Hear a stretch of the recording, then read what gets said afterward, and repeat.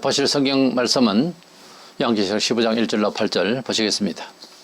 또 하늘에 크고 이상한 다른 이적을 보매 일곱 천사가 일곱 재앙을 가졌으니 곧 마지막 재앙이라 하나님의 진노가 이것으로 마치리로다. 또 내가 보니 불이 섞인 유리바다 같은 것이 있고 짐승과 그의 우상과 그의 이름의 수를 이기고 벗어난 자들이 유리바닷가에 서서 하나님의 그 문고를 가지고 하나님의 종 모세의 노래 어린 양의 노래를 불러 이르되 주 하나님 곧 전능하신 이여 하시는 일이 크고 놀라우시도다. 만국의 왕이시여 주의 길이 어렵고 참되시도다. 주여 누가 주의 이름을 두려워하지 아니하며 영화롭게 하지 아니하오리이까. 오직 주만 거룩하시니이다. 주의 어려우신 일이 나타났음에 만국에 와서 주께 경배하리다 하더라. 또 2일 후에 내가 보니 하늘의 정그 장막의 성전이 열리며 일곱 재앙을 가진 일곱 천사가 성전으로부터 나와 맑고 빛난 세마포 옷을 입고 가슴에 금띠를 띠고 내 생물 중의 하나가 영원토록 살아계신 하나님이 진노를 가득히 담은 금 대접 일곱을 그 일곱 천사들에게 주니 하나님의 영광과 능력으로 말미암아 성전에 연기가 가득 차매 일곱 천사의 일곱 재앙이 마치기까지는 성전에 능히 들어갈 자가 없더라. 아멘. 우리는 말세에 적그리스도가 나타나서 세계를 정치, 경제, 종교 모든 문화를 통합해서 지배하는 때가 오리라고 봅니다. 그의 극한 환란을 일으키는 때에 성도들이 많이 죽을 것을 예상하고 있고, 그리고 극한 상황이 벌어지자 곧 하늘 문이 열려서 예수님이 재림하시는 때가 된다고 하는 사실을 계시를 통해서 이제 알고 있습니다. 그런데 적그리스도가 대환란을 일으키되 후반부에 가서는 666의 적그리스도의 이름을 상징합니다. 그 666의 극한 환란 중에 많은 성도들이 죽을 것을 계시록 13장에서 보았습니다. 이러다 보니까 지금 우리가 이 책을 읽을 때나 그때나 성도들로서 사람이기 때문에 연약해질 수가 있습니다.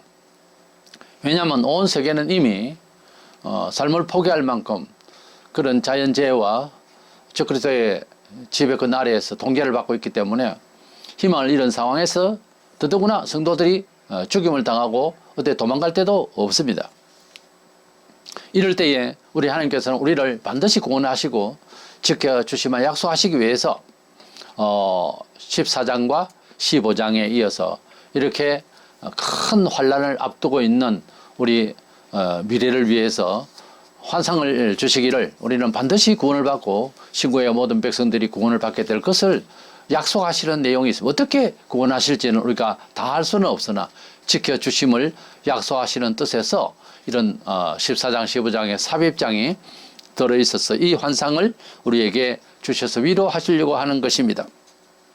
오늘 이 15장 앞에 14장에서 두 부류의 심판이 있었습니다. 하나는 성도들을 열매를 거두는 장면과 그리고 포도주 틀에 포도를 접을 자는 그와 같은 그런 불신자의 심판의 환상이 있었습니다. 근데 15장은 이제 내용을 보니까 2절의 표현대로 이기고 벗어난 자들, 이긴 자들과 환란을 벗어난 자들, 환란을 이긴 자와 벗어난 자들이 모여서 함께 찬양을 하는데 내용을 살피겠습니다만은 구약의 하나님의 백성과 신약의 기독 성도들이 함께 찬양을 하고 완전한 구원을 이루게 될 날이 올 것을 환상적으로 보여주신 것입니다. 그래서 2절의 표현들의 제목을 이기고 벗어난 자들이라는 주제로 말씀을 나누고자 합니다. 먼저 이긴 자가 누구냐는 거죠. 정말에 있을 여러 재앙 가운데에 뭐 우리가 1, 2차 대전도 겪었습니다만 3차 대전도 성경적으로 앞으로 있을 일입니다. 앞으로 나타날 많은 이제 자연의 재앙까지도 있는데요. 물론 하나님께서 벌하시는 내용이고 우리 성도들은 깨우치게 하시기 위함이요 또 구원받아야 할 택하신 백성이 있으면 회개할 기회를 주시고자 매를 치시는 것입니다. 그런데 우리가 하나님의 백성으로서 이 세상을 지금도 살아갈 때에 여러 환란이 개인적으로 혹은 공동체적으로 받을 때가 있는데 이때 우리가 성리라고 하는 개념이 뭐냐면 순교를 하더라도 그 믿음을 끝까지 지키는 것은 순교를 시키는 악한 자들도 보고 두려워할 일이죠. 결국은 승리자는 죽음으로도 사상을 끝까지 지킨 사람들이겠죠. 그래서 성경적으로 이긴다고 하는 말 자체는 믿음으로 승리하는 것을 말합니다. 그래서 이 2절에 불이 섞인 유리바다 같은 것이 있고, 불이 섞인 유리바다 같은 것이 있고, 짐승과 그의 우상과 그의 이름의 수를 이기고, 이긴 자는 싸워서 이기겠죠. 벗어난 자들, 벗어났다고 하면은 피해지거나 이렇게 되겠죠. 자들이 유리바닷가에 서서 그랬어요. 불이 섞인 유리바다 앞에서 아직 천국을 입성을 하지 않았어요. 이기고 벗어난 자들이 거기에 서 있더라 그랬어요. 이 유리바다에 대한 해석은 그렇습니다.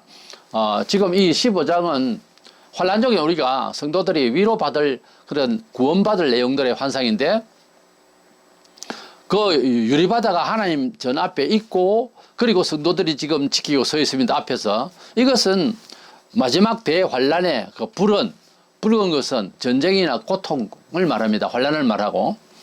그래서 불이 섞인 유리바다는 종말에 있을 저그리스도의 대환란을 말하는 거예요. 강화문 태극기 집회를 인도하고 있는 정광훈 목사는 이 본문은 가톨릭의 연옥설처럼 성도가 미처 회개하지 못하고 죽었을 때, 우리가 볼 때는 대부분 다 그렇죠. 죽었을 때에 그 완전한 영이 되기 위해서 이 불이 끓는 유리바다 위에 서서 거기서 회개를 하고 하나님께 들어갈 수 있어서, 그래서 그분의 표현대로 할 것 같으면은 우리 성도는 참 감사하는 것이 죽은 뒤에도 다시 회개할 수 있는 기회가 있어 감사하다 이러는데, 그건 전혀 어울리지 않는 말이에요. 구원론적으로도 안 맞는 말이에요. 우리가 예수 믿고 구원을 받는 것은 우리의 어려움이나 진정 교양이 있고 진정 영혼이 깨끗했기 때문에 구원을 받는다, 이렇게 볼 수가 없어요. 예수님께 돌아가실 때에 양편의 강도들도 요한일서 그러나 같이 죽게 됐습니다. 그때 우편 강도 한 강도는 예수님께 구원을 청하는 내용이 있습니다. 자, 우리가 정서상 그 사람이 완전하게 정서가 인격적으로 변했다고 볼 수 있겠어요?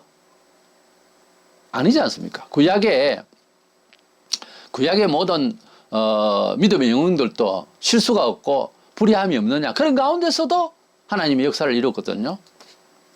우리가 강도가 정말 회개하고 구원을 받았으면, 깨끗하고 구원을 받았으면은 이웃집에 와도 두려워하지 않아야 될 거다. 새 사람 됐으니까. 그렇지 않습니다. 사람은 근성이 아직 살아있고 얼마든지 죄를 지을 수가 있습니다.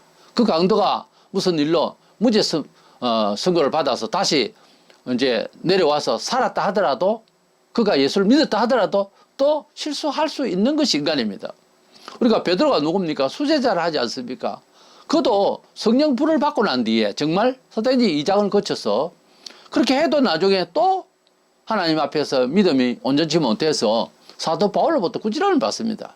자, 보세요. 사도 바울도 다투는 거는 별로 안 좋죠. 선교 문제로 싸움이 나서 어떻게 바울 사도가 성령 충만한 사람이 지혜롭지 못하게 이렇게 싸웠을까? 그렇게 다투는 일도 생기고 그렇습니다. 그래서 우리가 완전해서 천국 가는 거 아닙니다. 불완전하고 부족함이 있어도 그렇다고 회개하지 말라 그 말이 아니고, 살아있을 동안에 더 회개하고 더 충성스럽고 더 거룩에 힘쓰면 더 좋은 삶으로서 승리를 한다는 것이지, 그래야 구원 받는다라고 생각하면 이것은 곤란한 것이죠.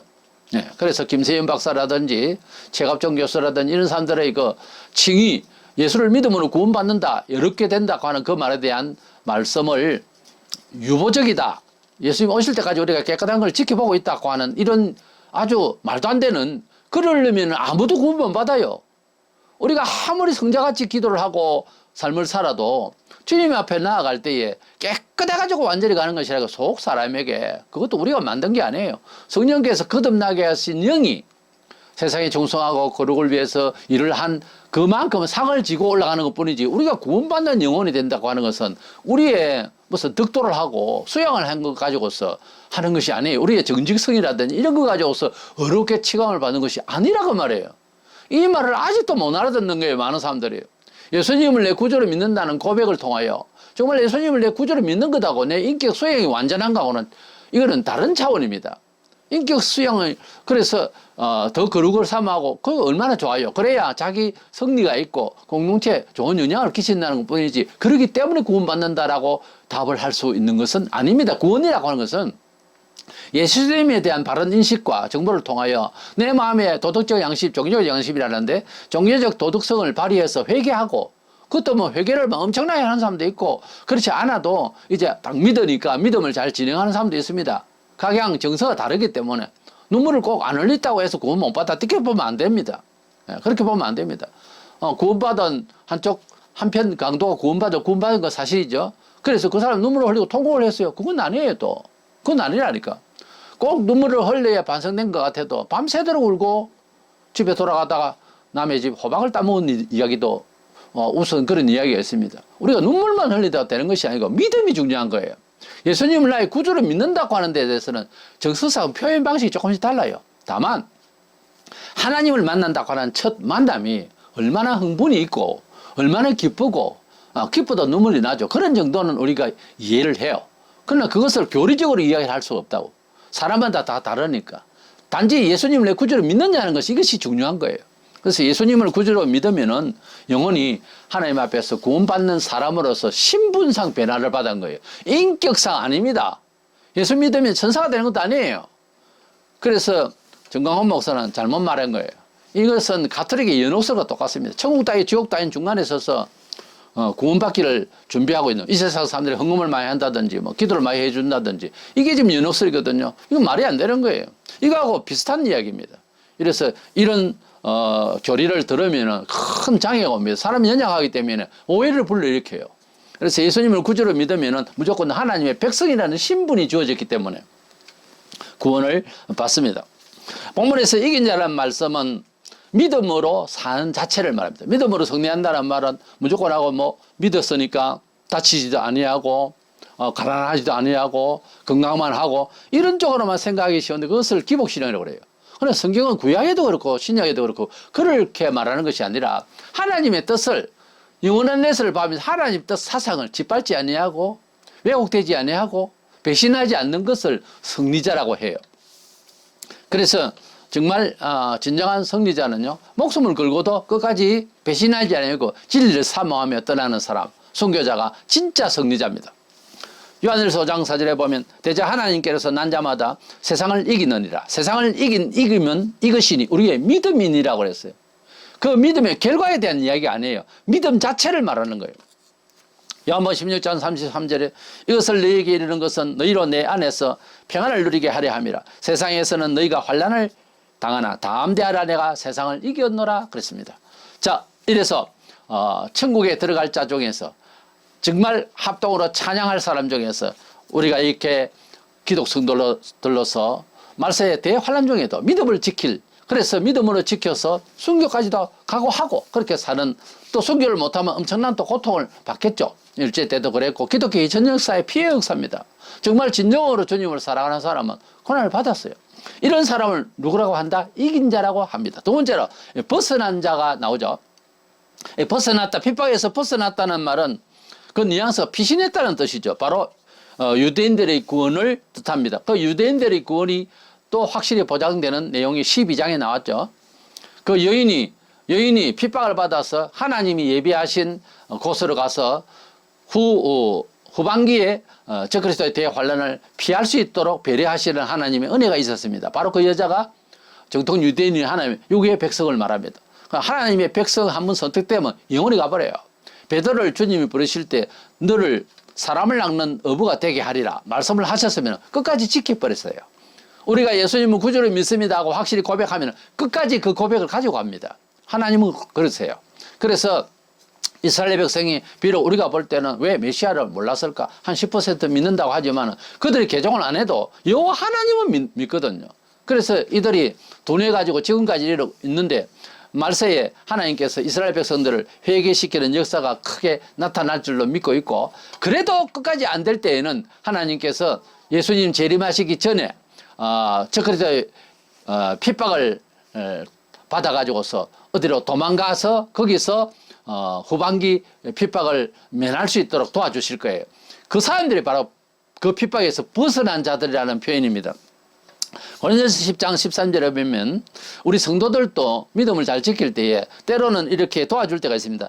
사람이 감당할 시험 밖에는 너희가 당한 것이 없나니 오직 하나님을 믿어서 너희가 감당하지 못할 시험 당함을 허락하지 아니하시고 시험 당할 즈음에 또한 피할 길을 내사 너희로 능히 감당하게 하시느니라. 우리가 하나님을 믿을 때, 우리가 주님을 믿을 때, 정인생활을 할 때에 능력이 나타나서 우리가 죽지도 아니하고 도움을 받는 경우도 있지만은 우리가 능히 피할 수 있는 길도 있지만 우리가 죽임을 당할 수도 있습니다. 그러나 성경에서 말하는 이기는 자, 앞서 말씀드린 데 이기는 자는 믿음의 사상, 하나님이 우리를 자녀라 하심에 대한 그 믿음을 끝까지 지키는 것을 이기는 자라 이렇게 말씀하셨고, 여기에는 벗어난 자가 나오는 겁니다. 이 벗어난 자는 앞서 말씀드린 대로 12장에서 그 핍박을 대환란 666을 피해서 이제 다른 데로 옮겨짐을 당하는 유대인들이 나옵니다. 그 여자가 나오는데 교회라 그러는데 교회가 아니에요. 교회가 대환란을 피할 것이다. 중간 휴것이라 한 말이 그래서 생기는 거예요. 그건 아닙니다. 교회가 아니에요. 교회가 어떻게 여자를 낳습니까? 예수님이 교회를 낳지. 그래서 그 여자가 예수님을 낳았다 하니까 그러면 그렇게 여자를 교회를 이끌 것 같으면은 교회가 예수님을 낳습니까? 예수님이 교회를 낳지 않습니까? 그래서 앞뒤 말이 안 맞는 거예요. 이 여인은 앞서 표현을 12장에 보면은 유대인을 상징해요. 그러니까 유대교인들, 이 육신의 하나님의 백성들 무시하면 안 됩니다. 예수 아무리 잘 믿어도 이스라엘 백성을 우습게 보면 안 돼요. 말세론적으로 공부를 할 때 이스라엘 중동 지방에 팔레스타인에 일어나는 일들을 자세히 봐야 됩니다. 이스라엘 백성을 무시하면 안 돼요. 우리는 접붙임을 당한 양자들이라고. 함부로 말하지 말라고. 그런데 계시록을 공부를 할 때 이스라엘 백성을 빼고 나니까 이상하게 해석이 되는 거예요, 이게.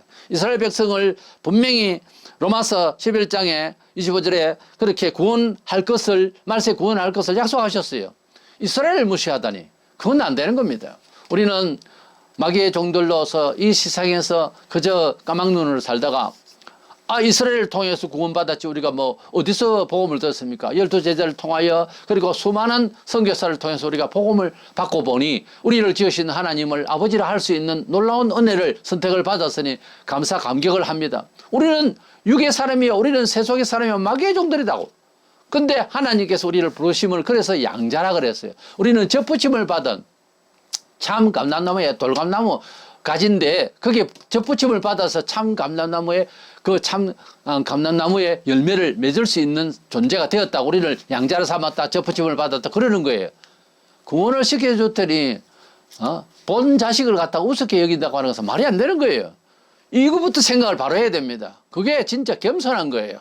이것은 종교적 겸손입니다. 이거 분명히 짚고 넘어가야 되는 것입니다. 그래야 이 내용을 알 수가 있어요. 그래서 벗어난 자들과 이긴 자들, 이긴 자들과 벗어난 자들은 구약의 백성과 신약의 백성, 예수 그리스도를 믿는 개종한 유대인들도 기독교인이 될 수 있죠. 기독교인의 사람들은 이긴 자, 믿음으로 이기는 자, 순교하더라도 사상을 끝까지 지켜서 이긴 자, 그 다음에 피신한 벗어난 자들, 이 사람들은 피신했다는 겁니다. 뉘앙스 그렇잖아요. 그래서 유대인들입니다. 12장에서 도망을 가서 하나님 보호처로 갔던 그런 대환란을 피하게 됐던 사람들, 이들이 이제 결국 그 아래에서 회개하고 피신죄에서 주 오실 날을 기다리겠죠. 몽땅 다 변화를 받습니다. 그래서 기독성들과 그들이 함께 부활을 해서 다 같이 만나게 되는 날이 오는 거죠. 그게 지금 15장의 내용이에요. 환상이에요. 그래서 기독교인들도 핍박받고 유대인들도 핍박받는 13장에서 대형 핍박 앞에서 우리가 얼마나 두려워하고 얼마나 무섭습니까? 그래 이렇게 15장에서 육의 백성, 영의 백성, 구약 백성, 신약 백성이 함께 합창을 하는 내용을 이 본문에서 볼 수가 있는 것입니다. 그러면 세 번째 합창을 보겠습니다. 모세의 노래, 어린 양의 노래라는 말이 나옵니다. 모세의 노래라는 말은 이스라엘 백성이 장으로 치면 출애굽기 14장에서 홍해를 건너서 애국 세상을 상징하는 애굽에서 홍해의 기적을 받아서 건너와서 찬양을 하는 게 출애굽기 15장입니다. 출애굽기 15장은 모세의 노래라 이렇게 아예 표현을 한 건데 이것은 유대인들의 구원을 찬양하는 출애굽기 15장의 찬송이었습니다. 그리고 어린 양의 노래를 하면 우리가 줄곧 보고 있지만 어린 양은 예수님을 상징하죠. 특별히 계시록에서는 그것을 분명히 해야 됩니다. 이래서 어린 양 예수인들은 기도 성도들의 노래죠. 그러니까 모세의 노래와 어린 양의 노래, 모세의 노래하고 쉼표가 있고 어린 양의 노래가 되어 있죠. 그러니까 유대인들은 구원이 먼저 유대인이에요, 사실은. 그렇잖아요. 먼저는 유대인이고 그 다음에 헬라니고.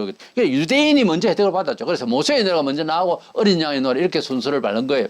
물론 어린 양의 노래, 모세의 노래 이렇게 해도 부담은 없습니다만 먼저는 유대인들이 12장에서 구원을 받는 모습이 나왔잖아요.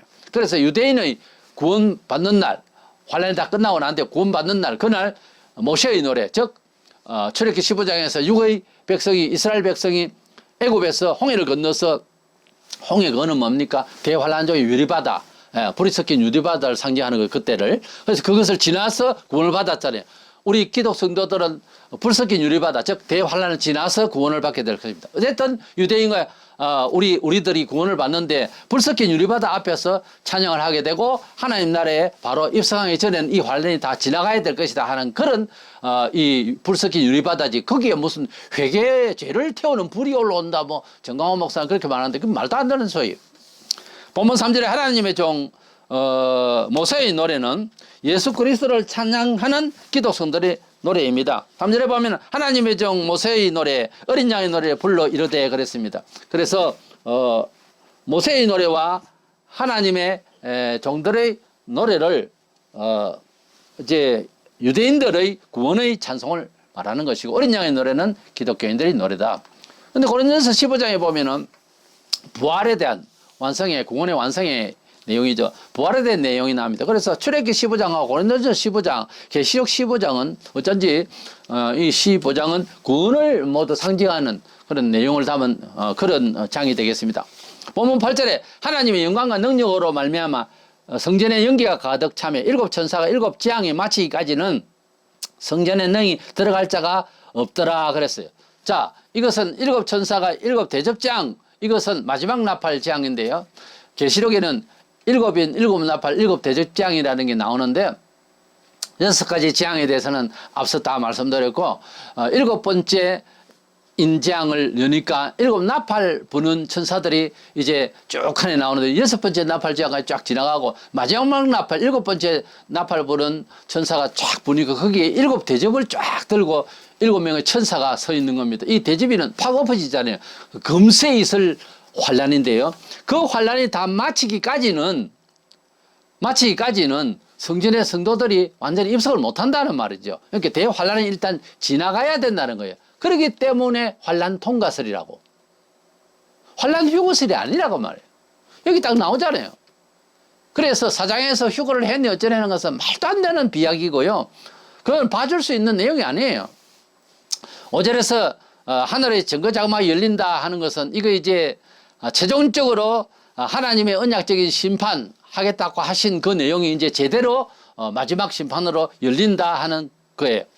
이래서 이 마지막 7번째 나팔의 7 대접재앙이 지나가기 전에는 환란 중에 제일 큰 환란이 마지막 나팔 재앙 7번째 나팔 재앙이고 7 대접재앙이에요. 이것은 세상을 완전히 엎어버리는 겁니다. 불러서 완전히 엎어버리는 거예요. 이 재앙이 다 지나가기 전에는 성도가 하나님 나라에 들어가는 것이 아니라고 하는 내용입니다. 그러니까 환란을 다 지나가야 된다 이 말이에요. 하나님께서는 이 죄의 세상, 이 길고 긴 세상을 그냥 두지 않으시고 우리에게는 2000년 전에 독생자를 주셔서 구원을 받게 지구촌의 삶의 희망을 주셨습니다. 지금도 적그리스도의 영은 우리 기독교인들에게 아주 괴롭히는 이런 문화를 창출하고 정치를 하고 사상을 뿌리고 있습니다. 우리는 하나님의 나라에 들어갈 때까지 언제나 우리는 시험을 받게 됩니다. 우리는 반드시 이겨야 되겠고, 또 우리는 시험을 받되 피할 길도 주시는 경우도 있지만은 진정한 믿음의 성리는 끝까지 진리를 붙들고 사모하며 즐거워하며 주님을 배도하지 않는 겁니다.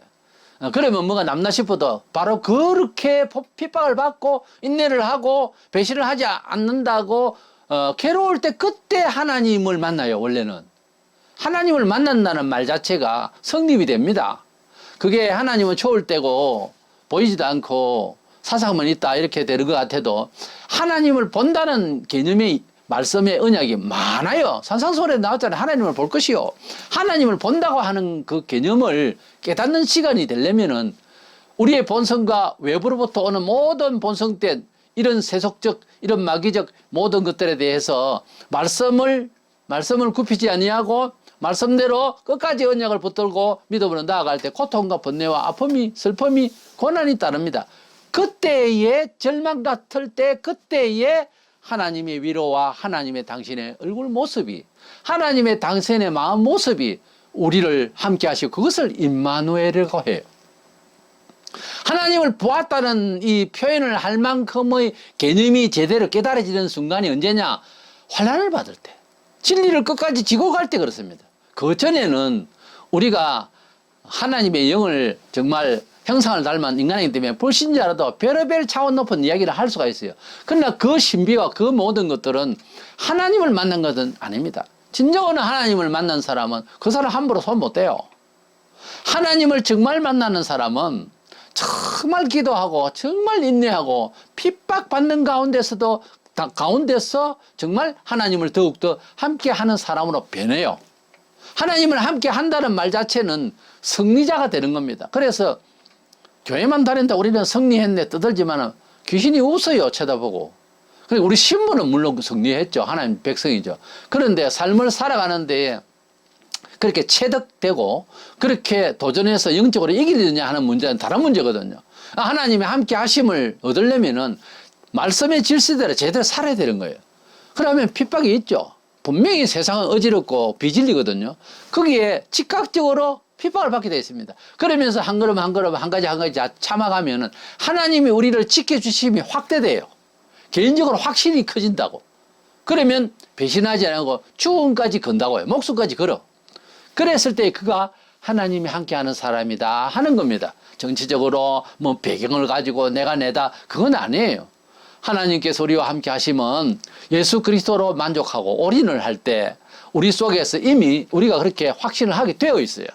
목숨을 걸고 하나님의 말씀을 지키려고 할 때 우리가 세상을 이기는 자가 된다 하는 겁니다. 어쨌든 15장은 13장에 일어날 마지막 대환란이 이어지면서 적그리스도의 대환란이 이어지면서 마지막 나팔 재앙이 이제 앞서 있습니다. 16장부터 나오겠습니다. 다음 주부터 오겠는데 그런 큰 환란에서도 지켜주시는 하나님. 그 환란을 일단은 다 통과해야 불 섞인 유리 바다로 표현되고 있는 이 대환란이 지나야 성도들이 하나님 나라에 들어간다고 본문에 나오잖아요.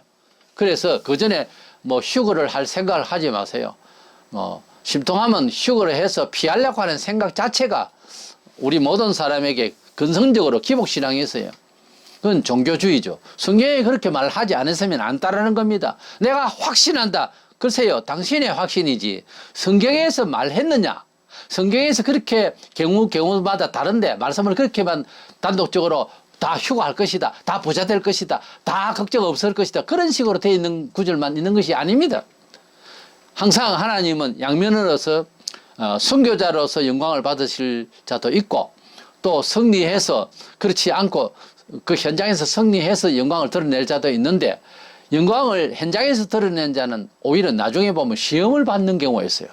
예를 들어서 부자가 됐다, 승리했다는 사람은 아주 교만해질 수가 있어요. 그런데 순교한 자는 물론 말이 없죠. 성경상 순교자가 가장 큰 상을 받습니다. 그걸 아시고 가장 영광스러운 나라에서 본향에서 최고의 상을 받습니다. 그걸 아시고 목숨을 걸고 말씀대로 살겠노라고 하는 사상적 개념이 분명히 있어서 이 세상을 어디에 무엇을 하든지 승리해 나가는 저와 여러분 되시기를 주의 이름으로 축원합니다.